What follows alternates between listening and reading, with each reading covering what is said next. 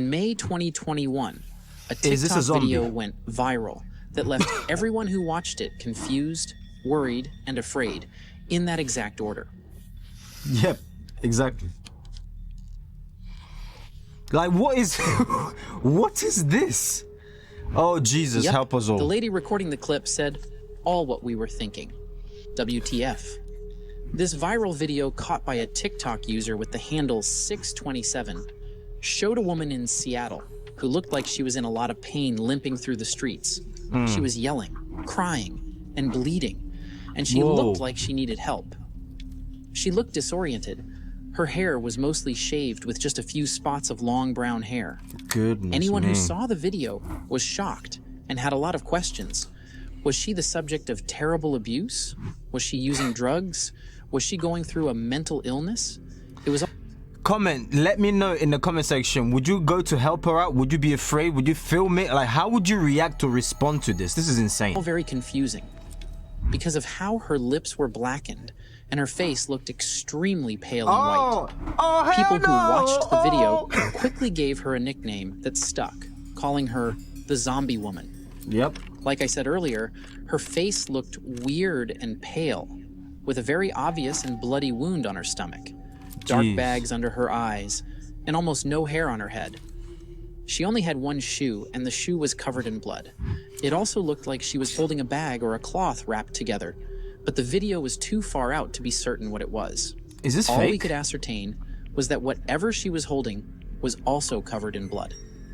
At first, people thought the video was fake, a hoax for views, because the one source of this clip at first came from a TikTok account. So people thought it was one of those pranks people would do just for the views and attention, until they saw Exactly. the Seattle Police Department arrive. Uh-oh. Now, people were certain that this wasn't a prank. This was real, and whatever happened to her really did happen to her.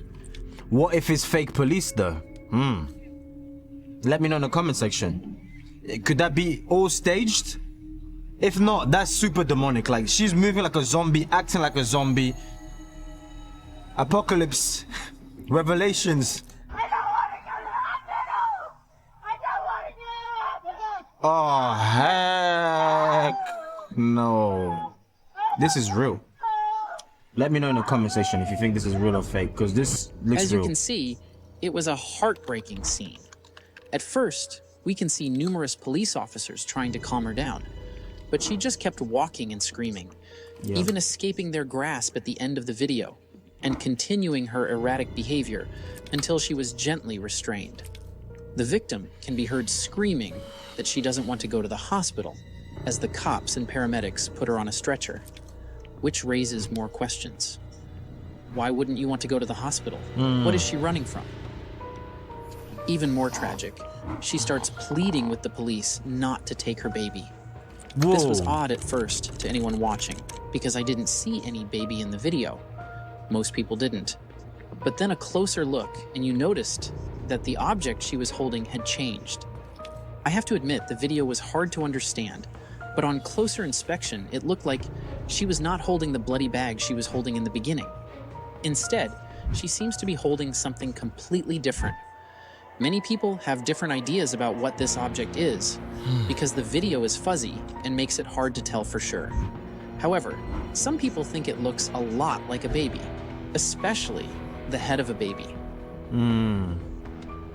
Oh, Despite all gosh. these questions everyone had watching this video, no one could figure out what was happening. Usually, with things like this, the internet, and I mean you, people who are watching this video and hopefully subscribed, are good at finding out information about events or people. Even deleted Subscribe. information is brought to the light. I see all your investigative work and analysis in the comment section. But in this case, despite the video going viral across the internet, nobody was able to find out any information on this woman. She was practically non-existent in a day and age where even your fart has a digital footprint. When I mean no one could find out anything, I mean no one. The Seattle Police Department didn't make any official statement about the event on any of their platforms, despite their officers obviously present in the viral video. Also, even though a few news stations picked up the story, there was no official conclusion or clarification about the event. Then in less than a month, every video clip of the event was deleted by TikTok and YouTube. Whoa. Not by the uploaders, but by the actual social media company, taking it upon themselves to delete every trace and video clip of the Seattle zombie woman. It was as if they were Whoa. trying to erase that event and make it look like it never happened. This only made people think something was going on for sure, and the giving me government could be goosebumps. involved in it. For a year, no one knew anything about her. Because of the lack of context and closure, a new internet mystery was born, and theories about the event quickly spread like wildfire. One of the theories was that some people thought that the woman in the video could be the woman named Marilyn Stanley, because she had similar injuries to her head when her boyfriend Zachary Gross physically abused her. And there is a plausible reason for why people brought up this theory. Heck, the two women kind of looked alike. So I can see why people would think this. Marilyn Stanley is a lady from Kentucky. She was dating a Zachary Gross, but she broke up with him because he was physically abusive towards her. She said that after they broke up, he became obsessed with her and even got a job at the same book warehouse where she worked. After their breakup, she agreed to see him one last time at his house to talk things over. She hoped this would make him feel better and hopefully find a peaceful way to end his obsession with her. When she got there, things spiraled out of control, and she went through a traumatic event. I don't even think the CIA can torture prisoners the way Zach did to the woman he claims he loves. According to Marilyn, Zach lost it and started beating her badly for 2 hours. Then Wow. he sent his pit bull to attack Marilyn, resulting in the dog biting off a significant portion of her right ear. Jesus, this is why I'm not with this new age stuff. You know, men, act the way you feel like, you know, just unleash your emotions. You know, if you're sad, then be. Look, men, get your emotions in check, because when men act the way they want, the way society is telling them, this is the result. When they act out their emotions, I'm sad, yeah, chaos. Look at. I don't even want to talk too much. Let me know in the comment section down below. This is a result of a weak man. Only weak men do this.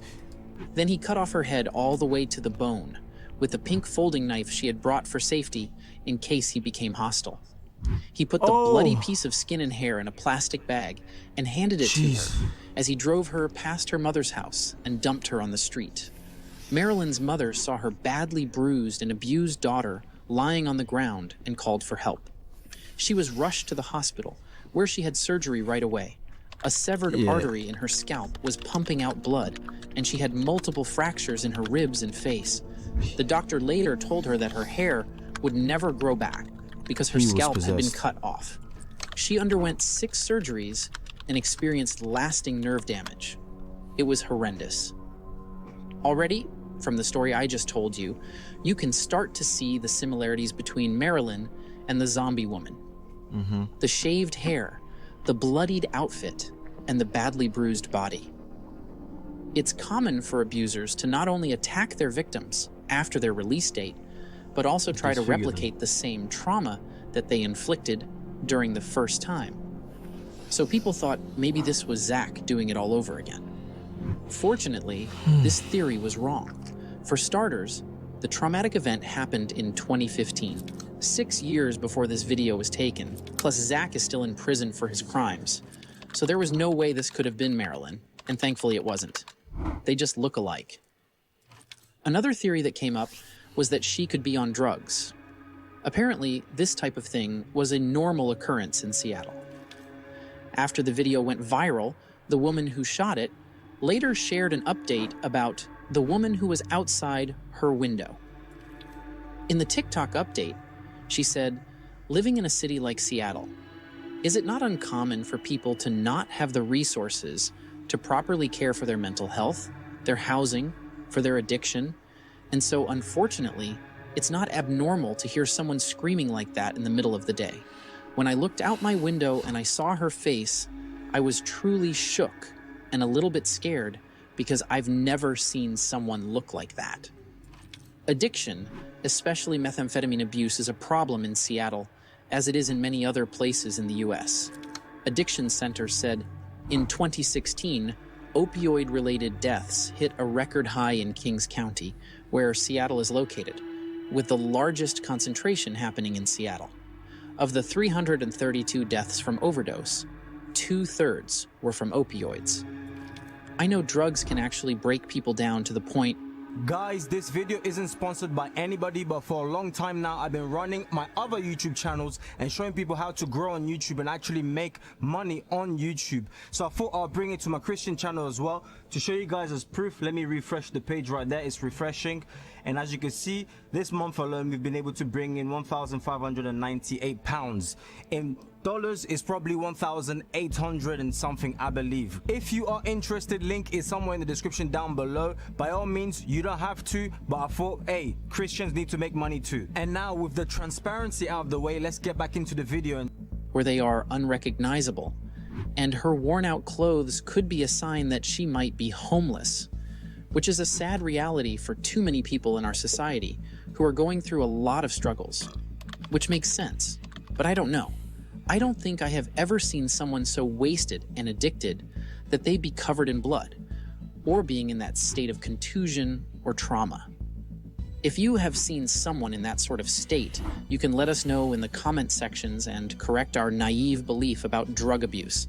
Another theory was that she was experiencing a psychological breakdown that was just too much for her to handle, that she just went mad. Remember how she was screaming that they shouldn't take her baby and how her stomach area was covered in blood?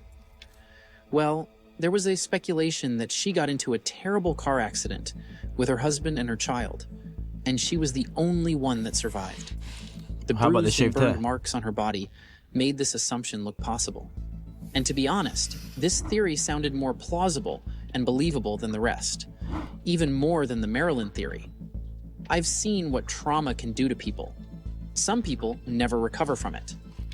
And the baby she was holding in her hand is what was left from the accident. In such, her whole body movement and gesture fall in line with someone who had a terrible accident and just managed to survive. Honestly, I'd probably be screaming my voice out if something like that happened to me. No one can imagine what she was going through. But there was one problem with this theory. If she was in an accident, why would she strongly refuse to go to the hospital? Also, there was no report of an accident around her vicinity. If there was, believe me, the media would have reported the story. The media house loves a good, sad sob story. The lack of accident reports and media coverage made this theory just nothing but a theory. And oh, there was no baby.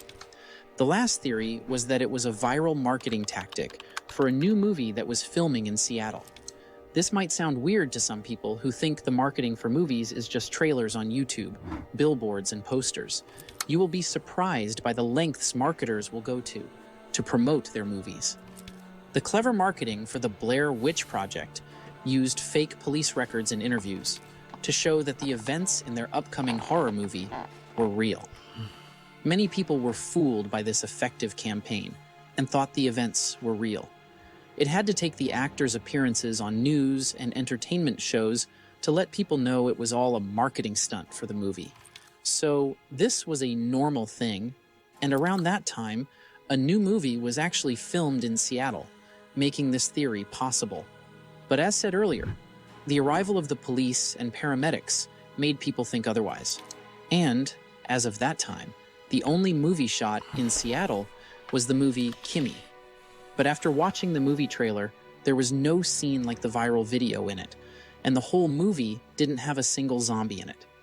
So that meant it wasn't the movie. Luckily, one woman never gave up on her search for answers, and what she discovered blew this case wide open, as well as answered every question we ever had. Hey, ma'am! Hey, it's okay! Hey! Well, we're trying to help you! We gotta help you! Hey, come on! We have fire coming to check you out! We have fire to come check you out! Sounds like a zombie. Okay? Hey, my name's Sean! Hey! I don't know exactly. It's disturbing. Ma'am. Fire is coming to check you out. You want to tell us what's going on? This is horrific. Hey. Hey, ma'am. Ma'am. All right, just have a seat. We're not going to touch you. Just have a seat. It's like a friendly zombie who doesn't want to attack.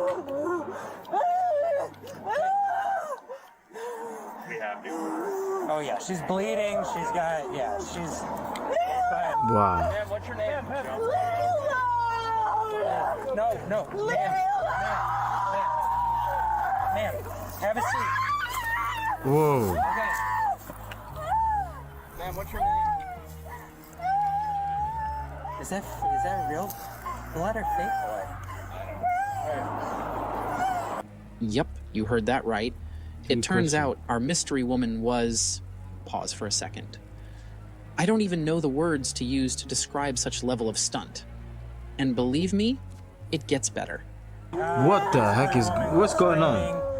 Walking away, calling for assistance. Okay, so we don't think there's like a hit by a car or something like that, or we have no idea. No, and I got an AMR coming right now. Their face burnt. No, it's good makeup. It took me a little bit while, but it's like almost like Halloween, like zombie makeup. Yeah. Okay. Did you call? Yep, they're coming. So all this is fake? Let me know in the comment section down below. This was not my theory or an assumption made by Motec. This time, you can see and hear from the first responders that it was all a hoax. This discovery was made by a YouTuber named Rebecca MS. While the rest of us had given up on finding out the truth, Rebecca persisted, decided to look into this, and found out the truth. Someone saw her persistence and sent her body cam footage from the first responders, which she compiled into one long 22-minute video, and showed the world that all that we thought about the Seattle zombie woman was wrong. Usually when watching these types of prank videos, I sometimes would get agitated because you wasted state resources that could be needed somewhere. Plus, she just altered everyone's perception of helping people who might actually need it. If someone unfortunately goes through something like this and asks for help, people might be reluctant to help after watching this clip, thinking it is just another Seattle zombie woman hoax, not knowing that person does actually need help. Just the same way people were quick to want to help her because they thought she was Marilyn. They formed a connection between the present with the past that they knew and reacted to the event accordingly. Now, the next time the police are called to something like this, they would think it's just another prankster. So I was angry at that, but the more I watched, the more my anger turned into respect for her. Just her sticking to the script. Let me show you what I mean.